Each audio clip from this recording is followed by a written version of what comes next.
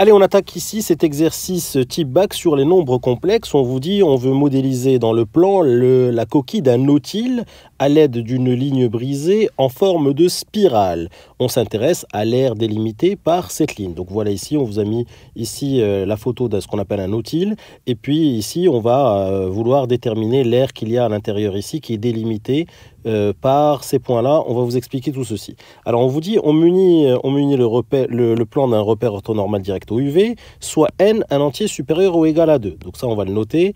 N est un entier supérieur ou égal à 2. Très bien. Donc là, c'est très important de bien lire l'énoncé et d'être concentré pour ne pas se laisser impressionner par les k, les n, l'énoncé. Alors, pour tout k allant de 0 à n, donc ici, on va avoir un nombre k qui varie entre 0 et n, hop, 0 et n. Donc ici, n est supérieur ou égal à 2. Et puis, on va avoir ici un k qui va varier entre 0 et ce n-là. On vous dit, on définit les nombres complexes zk.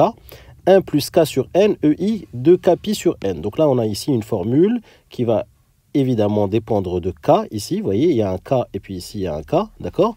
Hop, et puis bien sûr, ça va dépendre aussi de n. Donc là aussi, on a un n. Donc il y a du k et du n. Très bien, vous avez compris. Donc n va être un entier naturel fixé et k va varier entre 0 et n. Et on va noter le point mk, le point d'affixe zk. Donc on va avoir ici, hop, le point mk d'affixe zk. D'accord? Et zk est donné par cette formule-là. Et n est un entier naturel fixé qui est supérieur ou égal à 2. Il va être fixé. Très bien, parfait. Alors, et on note donc le point mk, le point d'affixe zk. Dans ce modèle, le pourtour du nautile est la ligne brisée reliant tous les points mk avec k variant entre 0 et n. Donc on va relier tous ces points mk, d'accord? Et on va obtenir ce qu'on appelle une ligne brisée. Par exemple, alors là les exemples sont très intéressants, on vous donne ici les exemples, on vous dit par exemple pour n égale 6, donc si n égale 6, ça veut dire que k va varier entre 0 et 6, d'accord? K va varier entre 0 et 6, donc on va avoir k égale 0, k égale 1, k égale 2, k égale 3, k égale 4, k égale 5 et k égale 6. Là je suis au brouillon. Donc du coup, ça va nous faire combien de points? Ça va nous faire 1, 2, 3, 4, 5, 6, 7 points. Donc si on regarde la figure ici, on a bien ici 1 point, 2 points, 3 points, 4 points, 5 points, 6 points et 7 points. Donc vous avez bien compris. Donc maintenant, si jamais, là on vous donne un autre exemple, on vous dit si n égale 10, donc vous l'aurez compris, si n égale 10, donc k va varier entre 0 et 10, k égale 0, k égale 1, k égale 2, jusqu'à k égale 10, et vous avez compris qu'on va avoir le point M0, le point M1 jusqu'au point M10, donc ça va nous faire 11 points. Et les 11 points ici, on les voit bien, 1, 2, 3, 4, 5, 6, 7, 8, 9, 10 et 11. Très bien, donc vous avez compris. Et bien sûr, si on fait n égale 20, eh ben, on va avoir 21 points, puisque k va varier de 0 à 20. On va obtenir cette figure-là, la voici. Donc là, vous avez bien compris. Donc là, c'est très important de bien lire l'énoncé et de bien s'assurer qu'on a bien compris ce qu'on nous demande. Alors ici, on vous dit, alors on va effacer ici, on vous dit la partie A, ligne brisée formée à partir de 7 points. 7 points. Donc 7 points.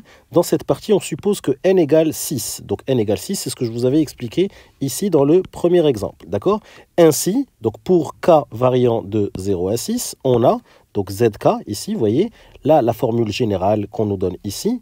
Ici, le n, vous voyez, ici, le n va être remplacé par 6. Donc, c'est pour ça qu'on a ici, zk est égal à 1 plus k sur 6, ei 2k pi sur 6. Donc là, c'est pour n égale 6. Alors, on vous dit déterminer la forme algébrique exacte de Z1, vérifier que Z0, alors on vous dit déterminer la forme algébrique de Z1, vérifier que Z0 et Z6 sont des entiers qu'on en déterminera, et puis calculer la longueur de la hauteur issue de M1 dans le triangle OM0 M1, puis établir que l'aire de ce triangle est égale à 7 racines de 3 sur 24. Donc ça, c'est la partie A.